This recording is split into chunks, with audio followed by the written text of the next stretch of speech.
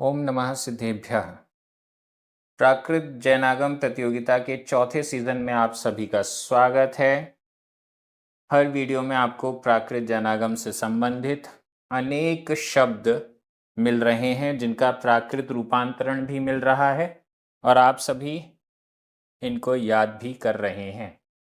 आज हम 16 कारण भावनाओं को प्राकृत में क्या कहते हैं इस वीडियो के माध्यम से समझेंगे।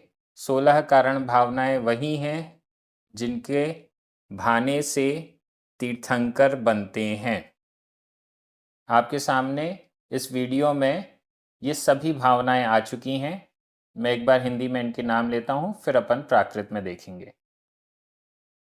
16 कारण भावना: दर्शन विशुद्धि, विनय संपन्नता, अनतिचारशील व्रत, अभीक्ष्ण ज्ञानोपयोग, अभीक्ष्ण संवेग, शक्ति अनुसार त्याग, शक्ति अनुसार तप, साधु समाधि, वैयावृत्यकरण, अरहत भक्ति, आचार्य भक्ति, बहुश्रुत भक्ति, प्रवचन भक्ति, आवश्यक अपरिहीनता, मार्ग प्रभावना और प्रवचन वत्सलत्व। इन सभी का हम प्राकृत रूप देखेंगे। सबसे पहले षोडश कारण भावना, 16 कारण भावना। 16 कारण भावना को प्राकृत में 16 को षोडश कारण भावना, षोडश कारण भावना ये कहते हैं। ये 16 कारण भावनाएं संख्या में 16 होती हैं, इसलिए 16 तीर्थंकर बनने का कारण है, इसलिए कारण, और बार बार इनका अनुचिंतन स्मरण करना होता है, इसलिए भावना। 16 कारण भावना, षोडश कारण भावना। सबसे पहली भावना है दर्शन विशुद्धि। इसका रूप प्राकृत में दंसण विशुद्धदा। यहाँ विशुद्धि के लिए विशुद्धि ये भी रूप बन सकता है, लेकिन मूल ग्रंथों में जब देखा गया तो बार बार वहां पर विशुद्धदा यही प्रयोग मिला, विशुद्धता या विशुद्धत्व। दर्शन में विशुद्धत्व होना चाहिए, ये सबसे पहली भावना है। दर्शन यानी सम्यक दर्शन, सम्यक दर्शन में विशुद्धि हो, मतलब अतिचारों से रहित, निर्मल, सक्रिय रूप से सम्यक दर्शन का पालन हो, यह दर्शन विशुद्धि है। पहली भावना है, अनिवार्य भावना है। दर्शन विशुद्धि के बिना तीर्थंकर प्रकृति का बंध नहीं होता। कहा यह भी जाता है कि दर्शन विशुद्धि है तो बाकी भावनाएं भी साथ में ही हैं। बाकी भावनाएं हैं तो दर्शन विशुद्धि के बिना हो नहीं सकती, इसलिए दर्शन विशुद्धि को सबसे प्रमुख माना गया है। दूसरी भावना है विनय संपन्नता। इसका प्राकृत रूपांतरण है विनय संपन्नदा, आधाना पुराणा, संपन्नदा, विनय संपन्नदा। विनय संपन्नता का मतलब है विनय से संपन्न होना, विनय से सहित होना, अपने से बड़ों के प्रति, गुरुओं के प्रति, देव शास्त्र के प्रति विनय होना। ये दूसरी भावना है। तीसरी भावना अनतिचारशील व्रत। इसको तत्वार सूत्र में शील व्रतेषु अनतिचार कहा गया है। शील व्रतों में अतिचार नहीं लगाना। इसका प्राकृत रूपांतरण किया गया है अणईचार शीलवो, अणईचार शीलवो, आधा व पूरा व।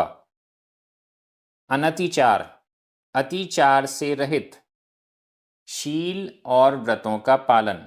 तो शील और व्रतों का अनतिचार पालन यानी श्रावक के जो 12 व्रत हैं उनका अतिचार रहित पालन करना। अतिचार किसे कहते हैं? जो नियम, जो व्रत हमने लिए हैं, उसमें जब हम दोष लगाते हैं, उसमें कुछ शिथिलाचार करते हैं, तो वह अतिचार कहलाता है। व्रत भंग हो जाए उसे अनाचार कहते हैं। चौथी भावना अभीक्षण ज्ञानोपयोग।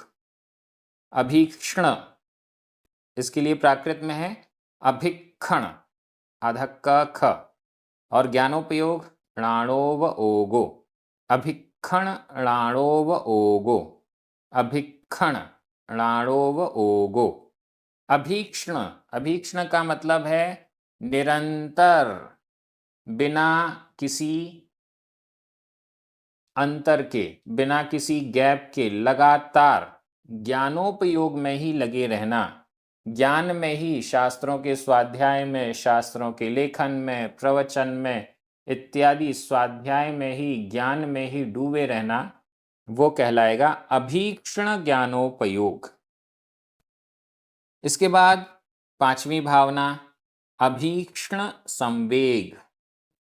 इसके लिए प्राकृत रूपांतरण है अभिक्षण संवेगो। अभिक्षण अधक का ख, अभिक्षण संवेगो। अभीक्षण निरंतर संवेग रहना। संवेग का मतलब होता है संसार से डरना, संसार से अरुचि होना, ये कहलाता है संवेग। निरंतर, हमेशा संसार में रुचि नहीं, संसार से भय लगा रहता है, संसार को अपनाने के लिए, बढ़ाने के लिए बिल्कुल भी मन में भावना नहीं होती, ये कहलाता है संवेग भावना।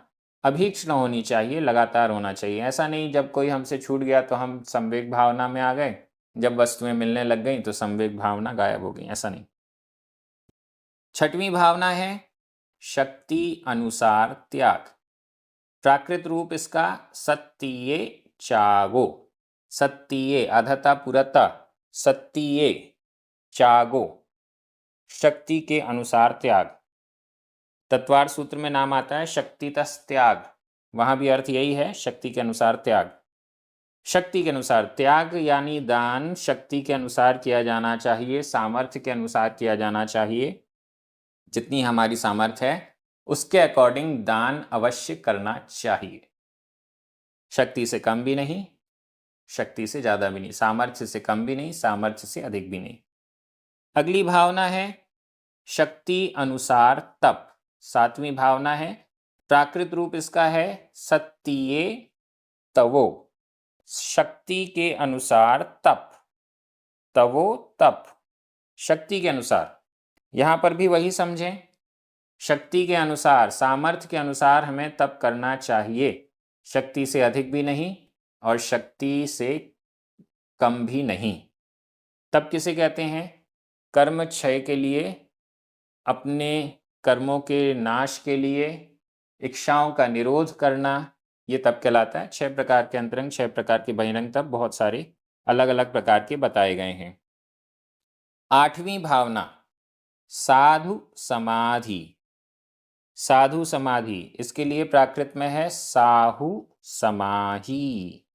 साहु समाहि, साधुओं के सन्निकट रह के उनके कष्टों को दूर करना। वे तपस्या करते हैं, दिन में एक बार ही आहार लेते हैं, अनेक अनेक कठोर चर्या का पालन करते हैं। उनके इस परिश्रम को, इस खेद को, थकान को दूर करना, उनके लिए अनुकूलता बनाना इत्यादि, ये सब साधु समाधि कहलाती है। 9वीं भावना वैयावृत्यकरण।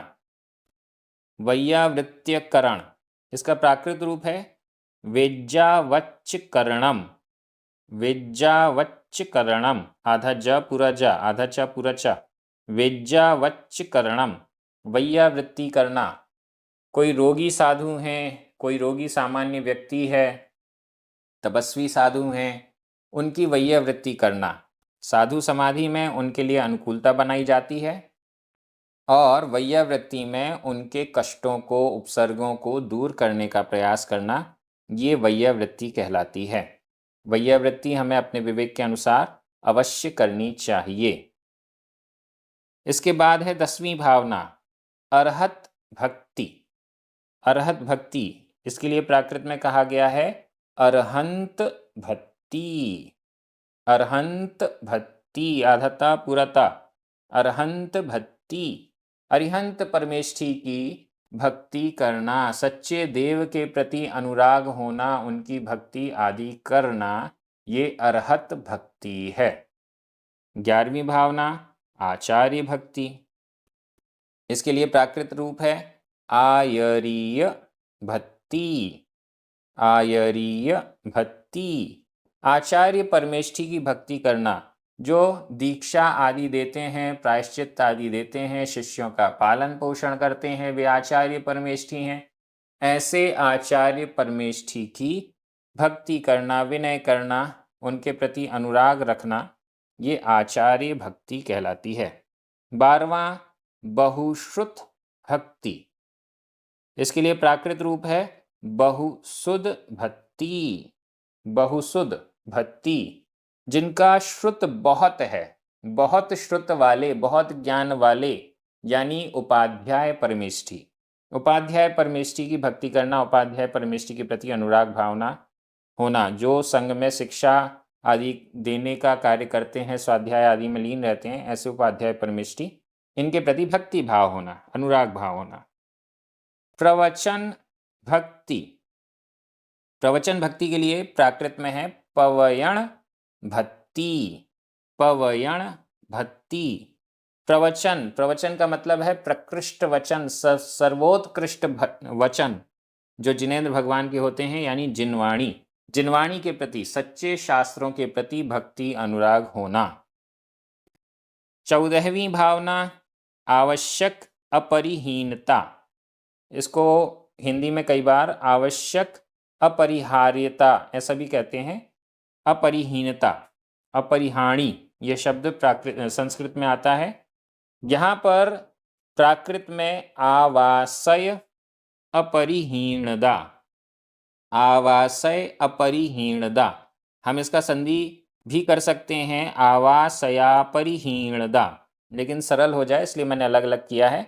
आवासय आवश्यक, अपरिहीणदा अपरिहीनता, आवश्यकों में हीनता नहीं करना। षट आवश्यक गृहस्थ के भी हैं और साधुओं के भी हैं, दोनों अलग अलग हैं, लेकिन जो जिस भूमिका में है अपने अपने आवश्यकों में कोई भी हीनता यानी कमी नहीं करना, ये आवश्यक अपरिहीनता है। 15वीं भावना मार्ग प्रभावना। मार्ग यानी मोक्ष मार्ग, मोक्ष मार्ग की प्रभावना करना। इसका प्राकृत रूप है मग्ग पहावणा, मग्ग पहावणा, अधग पुरग, मग्ग पहावणा, मार्ग की, मोक्ष मार्ग की प्रभावना करना, मोक्ष मार्ग को प्रकाशित करना, मोक्ष मार्ग को प्रचार प्रसार आदि करना। 16वीं भावना है प्रवचन वत्सलत्व। इसका प्राकृत रूप है पवयण वच्छलत्तम, पवयण वच्छलत्तम। त्व की जगह पे ता भी हो सकता है, वच्छलदा ये भी हो सकता है। पवयण प्रवचन के प्रति वत्सल, वत्सलत्व, वात्सल्य होना। प्रवचन से यहाँ तात्पर्य है साधर्मी, अपने साधर्मियों के प्रति, अपने समान धर्मियों के प्रति, जैन बंधुओं के प्रति वात्सल्य का भाव हो, कोई राग द्वेष नहीं हो, कोई लोभ लालच नहीं हो, स्नेह हो बिना किसी अपेक्षा के, वो वात्सल्य भाव कहलाता है। ये 16 कारण भावनाएं हैं, इनको भाने से तीर्थंकर बनते हैं। प्राकृत भाषा की दृष्टि से इनके क्या रूप हैं वो आपने यहाँ देखे। निश्चित रूप से आप इनको याद भी करेंगे, प्रतियोगिता में ये आपसे पूछा भी जाएगा। आप सभी बहुत अच्छे से इन प्रतियोगिता में पार्टिसिपेट कर रहे हैं। अन्य भी लोगों को प्रतियोगिता से जोड़ने के लिए व्हाट्सएप ग्रुप में जोड़िए। इन वीडियोस को लाइक भी कीजिए, शेयर भी कीजिए और चैनल को सब्सक्राइब भी कीजिए। सभी को जय जिनेंद्र।